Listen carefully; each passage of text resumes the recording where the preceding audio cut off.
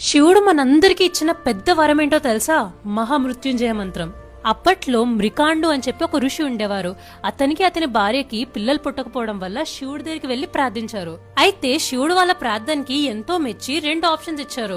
మీకు ఎక్కువ కాలం బతికి తక్కువ నాలెడ్జ్ ఉన్న పుత్రుడు కావాలా, లేకపోతే తక్కువ కాలం బతికి ఎక్కువ నాలెడ్జ్ ఉన్న పుత్రుడు కావాలని అడిగారు. అయితే ఈ దంపతులిద్దరూ మాకు తక్కువ కాలం బతికినా పర్లేదు, ఎక్కువ నాలెడ్జ్ ఉన్న పుత్రుడిని ఇవ్వు స్వామి అని అడిగారు. ఈ విధంగా మహాశివభక్తుడైన మార్కండేయ జన్మించారు. శివుడిచ్చిన వరం ప్రకారం ఇతను 16 ఇయర్సే కదా బతికేది. అందుకే మార్కండేయకి 16 ఇయర్స్ రాగానే యముడు అతన్ని తీసుకెళ్లడానికి రెడీగా ఉంటారు. అందుకే చనిపోబోతున్న సమయంలో మార్కండేయ శివలింగాన్ని గట్టిగా పట్టుకొని మహామృత్యుంజయ మంత్రాన్ని జపిస్తాడు.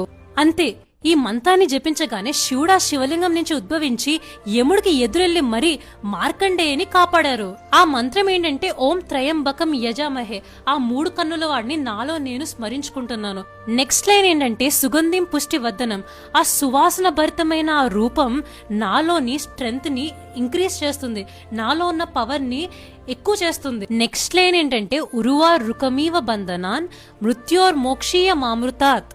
దీని అర్థం ఏంటంటే ఒక పండిపోయిన కాయ తన కొమ్మ నుంచి ఎంత ఈజీగా విడిపోతుందో అంతే ఈజీగా నువ్వు నన్ను మృత్యువు నుంచి కాపాడు స్వామి అని మనం శివుడికి ప్రార్థిస్తున్నమాట. ఈ మంత్రం జపిస్తే అకాల మృత్యు అనేది జరగదు. అంటే సడన్ డెత్స్ గానీ, యాక్సిడెంట్స్ గానీ, ట్రామా వల్ల కొంతమంది చనిపోతారు కదా, అలా గానీ. అంతేకాదు, ఈ మంత్రాన్ని జపించడం వల్ల హెల్త్ అనేది చాలా బాగుంటుంది. చనిపోయిన తర్వాత ఈజీగా శివలోకానికి వెళ్ళిపోతాం.